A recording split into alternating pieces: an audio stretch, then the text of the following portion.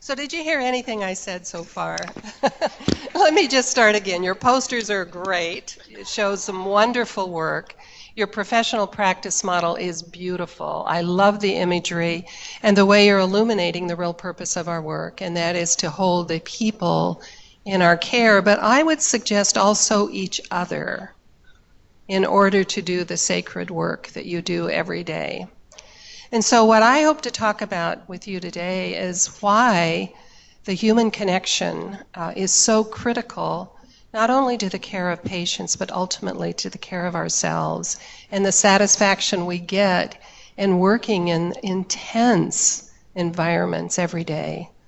And that's the truth. It's been that way, by the way, for 40 years. Every year was the new Whitewater year. So I can tell you it continues to be complicated, intense, challenging, and we keep showing up. What's that about? I think we keep showing up because we want to and appreciate. I'm just not doing tech well today.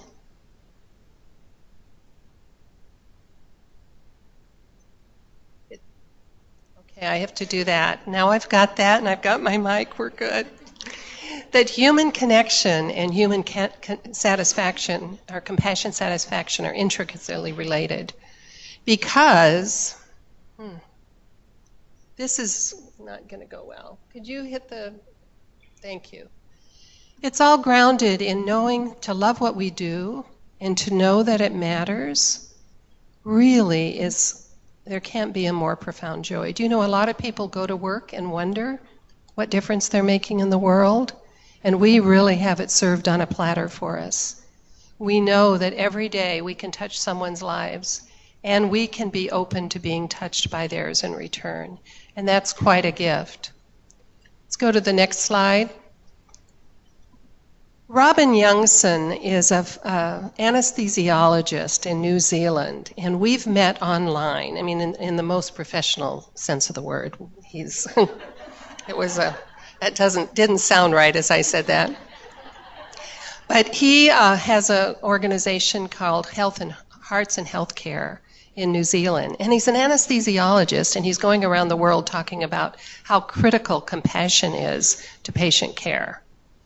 And I was quite intrigued by that because he's, certainly a scientist to the core.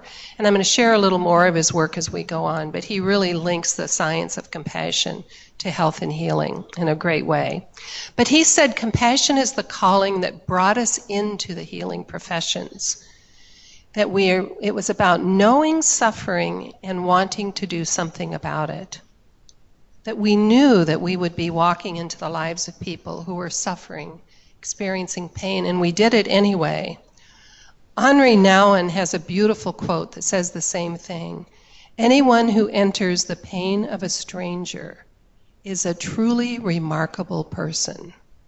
Just take that in. So I think we begin to see our work kind of as what we do every day. I've heard people say, well, it's just my job, or heaven forbid, I'm just a nurse. No one in this room says that, do they? Anybody say I'm just a nurse? Oh, good.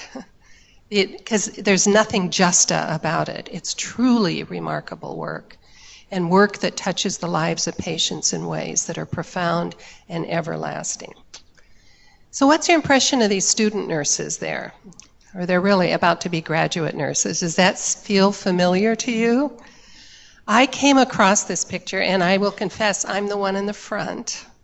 I was bright-eyed, bushy-tailed, and believed that I was about to embark on a profession that was absolutely magical. I didn't grow up wanting to be a nurse. I was an older than average starting student. I was influenced some by a wonderful sister-in-law who worked as a night supervisor at St. Cloud Hospital, and over wine over a kitchen table many nights, she would talk to me about the people she cared for, the families who were in crisis, and the way she made a difference. But what influenced me is not even her stories, but how held I felt by her as I listened to her stories.